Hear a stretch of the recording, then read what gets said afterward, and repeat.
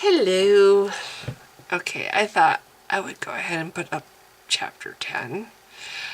It's quite a bit shorter because I have taken a couple scenes out that were there that I don't, now that I'm looking at it 10 years, 12 years later, I'm like, I don't think I want these scenes. I don't like how they make Galen seem so needy. I don't want Galen to be a needy character. So anyway, the chapter is very short because I took out these scenes, and so I thought, and this is actually, I think, the last chapter that was salvaged from the floppy disk. I think the rest of everything else is an older draft. The printed pages, I figured out that the printed pages are an older draft than the draft that I salvaged from floppy disks. So they'll require more rewriting. I did have to rewrite this one too a bit, but not too much, just a little bit. So anyway, Chapter 10. Song of Mornius, Chapter 10. Tarek rubbed at Ebony's shoulder and leg, his gaze on the row of tents. Most were dark, their candles extinguished.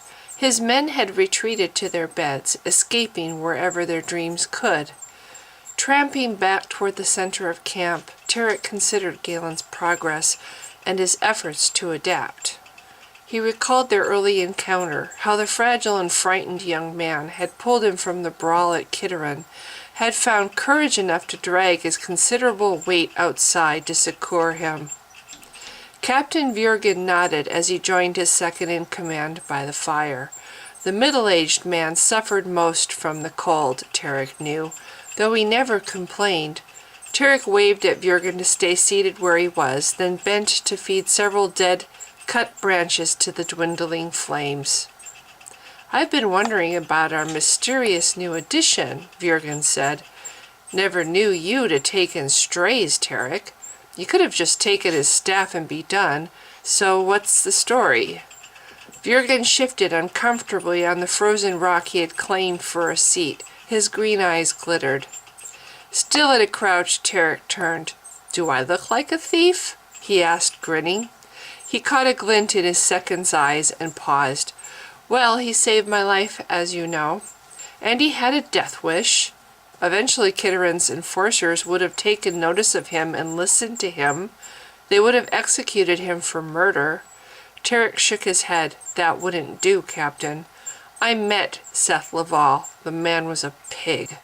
Vurgen stretched forward and cracked his knuckles. Well, then we should have left him behind in Meredith, he said. He's a boy still, not a man. I saw him on your horse today, defying you.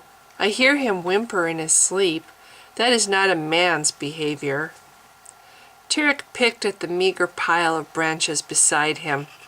Some men do whimper in their sleep, Vurgen, after a battle perhaps, or the loss of a child. Galen's aware how he's supposed to be at his age, and I see him trying every single day. Give him a chance. Well, he certainly healed some of us, Vurgen conceded. He's earned his keep at least. We saw him kill with that staff too, didn't we? Is that what you're after? He doesn't seem like a killer to me. I don't think he'll do it again. Tarek scowled. You make me sound like quite the manipulator, Captain. Is that the kind of man I seem to you? With his fingers he flicked a spark from his leggings. Vurgen was silent, slipping back into his own private thoughts, but something in Tarek was triggered now, and to a discreet man like Vurgen, he knew he could think aloud. If Galen has Mornius, it might mean he's a descendant from Stefan, one of the first people and the first priest to carry the staff. Vurgen, there's anger in him. I trust that. Stumbling to his feet, Vurgen cursed his stiffness and age. Then he grinned down at Tarek, his green eyes bright. He clearly values your friendship, and that's what I trust. If he fights, it'll be for you, not anything else. But we'll all gain the benefits. New snow sparkled on the moraine beside the glacier. Galen, mounted behind Tarek, observed the men veer sideways to avoid the jagged debris of the collapsed cliffs. Half the men were snowblind, ice heavy on their lashes, tears frozen on their cheeks. Many had flecks of blood staining their beards from cracked lips they could no longer feel. Down the line, Captain Vurgen went from man to man, seizing their hands, rubbing them briskly between his own. Tarek turned in his saddle. With a word, he ordered the sleds forward to pack down a trail. Galen clung to the saddle, not knowing or caring how long he had done so. He gritted his teeth as Ebony struggled for footing, his heavy black body sinking after each upward thrust. Tarek stopped often now, resting both his horses and men. As the sun climbed the western sky with a limping slowness, Galen saw Captain Vurgen turn back again and again to assist the footed warriors. Soon all the officers were riding double, their overburdened horses trembling with fatigue. Galen slid abruptly from Ebony's black rump and floundered through the drifts toward a sprawled figure. Behind him, Tarek called out and struggled to turn his horse. When Galen reached the warrior, he caught at his arm. Using Mornius for leverage, he drew the man up, bracing him with his body. "Help!" As Tarek pulled beside him, Galen looked up at his friend. "Help him!" Leaning down, Tarek clasped the warrior by his wrist. The big man grabbed for the back of the saddle. As he heaved himself up with the last of his strength, Ebony grunted and stumbled sideways. For a moment, Tarek sat still, breathing hard, his wind-burned face turned toward the glacier. Galen shivered. Tarek's silence spoke louder than any reprimand. Hands on his hips, he glared at his friend. "I do have legs, Tarek, and I've been riding all day. It's my turn to walk." To his surprise, Tarek nodded agreement. His gaze, when it locked with Galen's, was calm. "Tell me when you've had enough," he said. Then he urged his blowing mount toward the front of the dispirited line. Galen murmured a reply as Dren Avram moved up beside him. It was a great relief to walk. His muscles and joints ached from the punishment of Ebony's wide haunches. As he moved gratefully among the weary men, Mornius's blue skystone sparkled beside his cheek. As the sun reached its zenith, Tarek ordered another rest. Galen dropped to his knees and fell backward in the snow. All around him the warriors were collapsing where they stood, many too tired to speak. Trembling, Galen sipped Roy from his flask, then passed it to Dren. For the first time since joining Tarek's men, Galen feared for all their lives. A figure stopped before him. Looking up, Galen squinted into Morant Vurgen's ruddy face. The captain leaned over, catching his breath. Then he nodded at Mornius. "I need your help, Laval," Vurgen said. His green eyes flashed beneath his graying brows. With a shaky sigh, Galen levered himself to his feet. He looked a question at the older man. "Hawk is lame," Vurgen said. "My horse."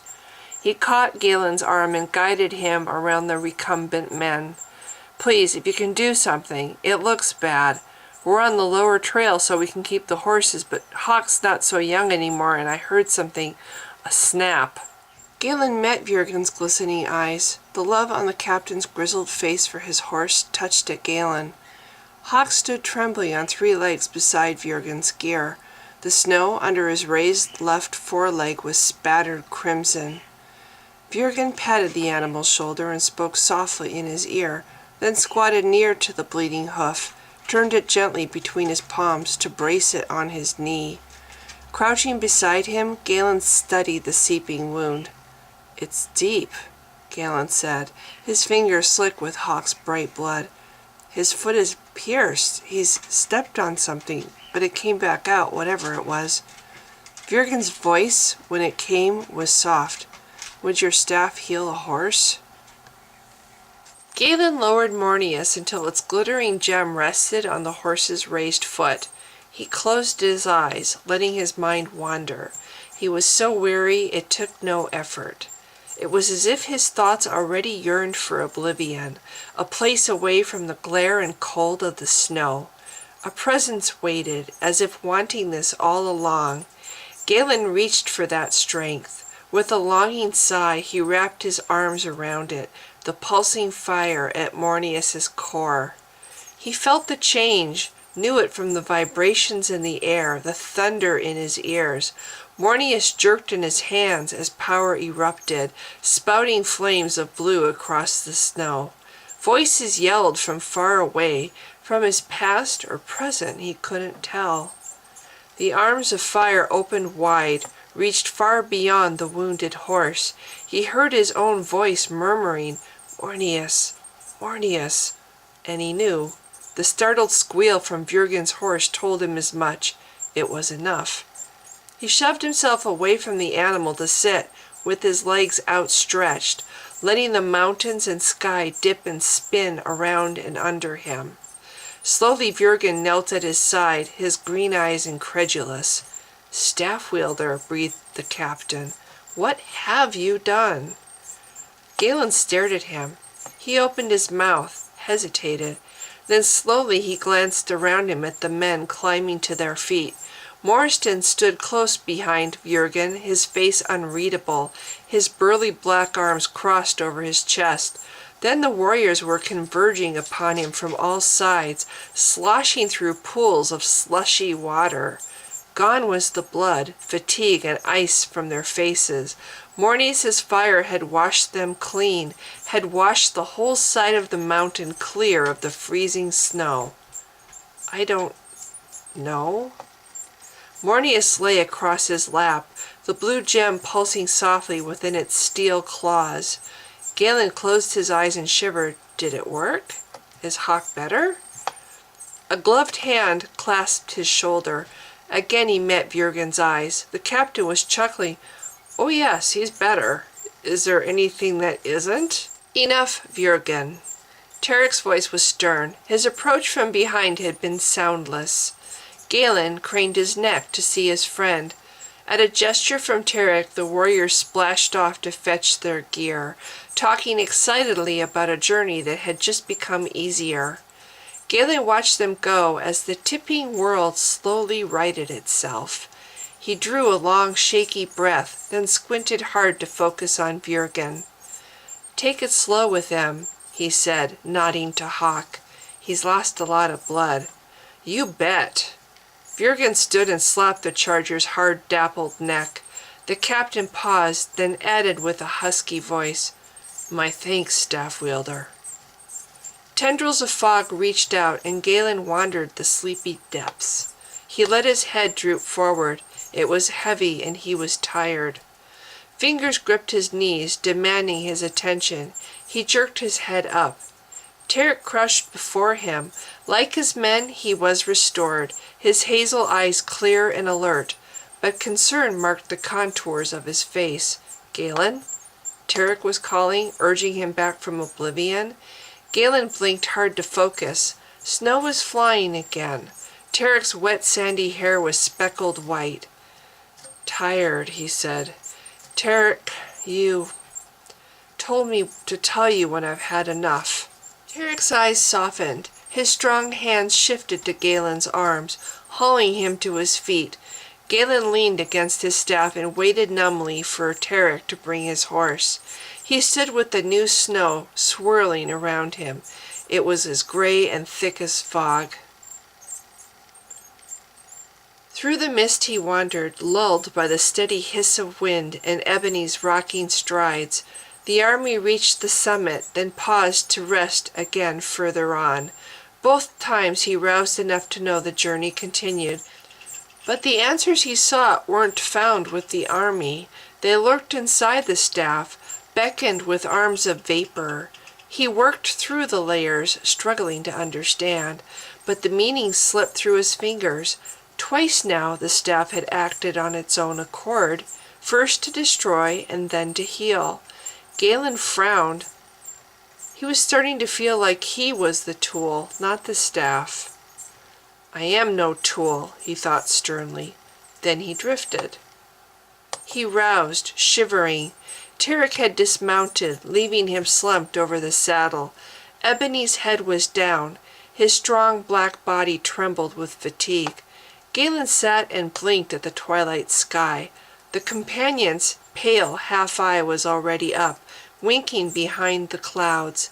It was alone, as he was, circling life in a blanket of cold without getting too close. Sounds reached him, the camp nearing completion, the removal of tack and gear. He heard a soft crunching in the snow, footsteps that paused, then quickly approached. "Silva and I prepared the tent," Terex said. "I'd hoped you wouldn't awaken." Galen nodded down at Terek's concern. Mist curled around them both, obscuring the camp. Without a word, Galen dismounted, then turned to untie Mornius from the saddle. "I'm glad I did," he said. "I've been babied enough."